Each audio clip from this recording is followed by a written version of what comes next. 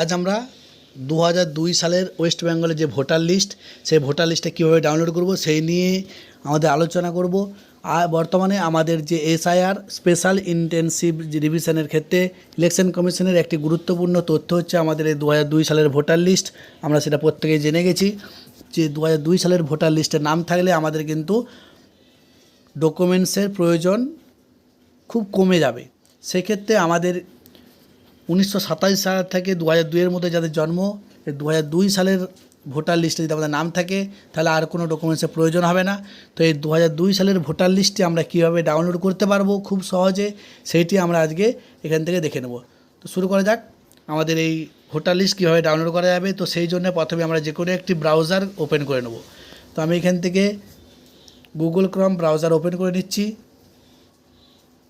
Google Chrome browser থেকে আমরা এখান থেকে ceo.westbengal.nic.in অথবা ভোটার রোল বলেও আমরা যদি এখান থেকে সার্চ করি, সেখান থেকেও আমরা কিন্তু এই ইলেকটোরাল যে রোলটি রয়েছে সেখান থেকে আমরা এটা বের করে নিতে পারবো। এছাড়াও যদি ইলেকটোরাল রোল রেখে সার্চ করি, সেক্ষেত্রে আমাদের এখানে আমাদের দেখতে পাবো,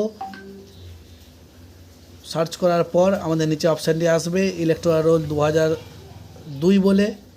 এই এখান থেকে ভোটার লিস্ট যে লেখাটি রয়েছে সেখান থেকে আমরা যদি ক্লিক করি ceo.westbengal.nic.in এই ওয়েবসাইটে গেলেও আমরা কিন্তু সহজে এখান থেকে ওয়েস্ট বেঙ্গলের যেসব ডিস্ট্রিক্টের ভোটার লিস্টগুলো এখনও পর্যন্ত দেখা যাচ্ছে সেগুলোই আমরা ডাউনলোড করতে পারবো।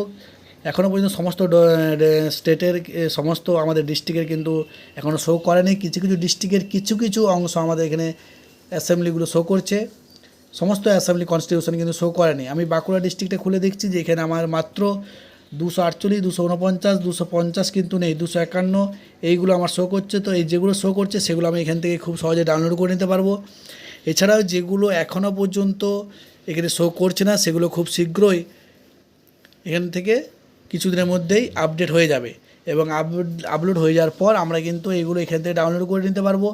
এবং আমাদের যে এসআইআর 2025-এর ঘোষণা হয়েছে সেগুলো, সেই তথ্যের জন্য আমরা এই 2002-এর ভোটার লিস্টের একটি জেরক্স কপি ডকুমেন্ট হিসেবে আমরা জমা করতে পারি কিংবা অনলাইনেও আপলোড করতে পারি। 1947-এর আগে যদি জন্ম হয় সেক্ষেত্রে শুধু যে কোনো একটি নিজের ডকুমেন্টস জমা দিলেই হবে। কিন্তু 1987 থেকে 2002 এর মধ্যে জন্ম হলে অবশ্যই বাবা মায়ের যে কোনো ডকুমেন্টস সাথে যদি আমাদের এই ভোটার লিস্টের নাম থাকে, সেই লিস্টের একটি জেরক্স কপি যদি আমরা জমা দিয়ে দিই তাহলে কিন্তু আর কোনো ডকুমেন্টসের প্রয়োজন হবে না। এছাড়াও 2002-এর পরে যাদের জন্ম সেখান থেকে বাবা মায়ের উভয়েরই ডকুমেন্ট লাগবে। এবং এই 2002-এর শেষে যদি ভোটার লিস্টের নাম থেকে থাকে তো এই ভোটার লিস্টে জেরক্স কপি আমরা জমা দিয়ে দিলে তার সাথে নিজস্ব একটা ID proof, Aadhaar card, ration card, PAN card, যে কোনো একটা ডকুমেন্টস আমরা এখান থেকে কিন্তু জমা করে দিতে পারি। তো এখনও পর্যন্ত যে ডিস্ট্রিক্টগুলো এখনও পর্যন্ত এখানে আপলোড হয়নি সেগুলো খুব শীঘ্রই আপলোড হয়ে যাবে। যেগুলো হয়ে গেছে সেগুলো থেকে আমরা প্রয়োজন হলে ডাউনলোড করে নিতে পারি। তো আমরা দেখতে পাচ্ছেন আমি এখান থেকে একটি ফাইনাল রোল ডাউনলোড করে নিচ্ছি।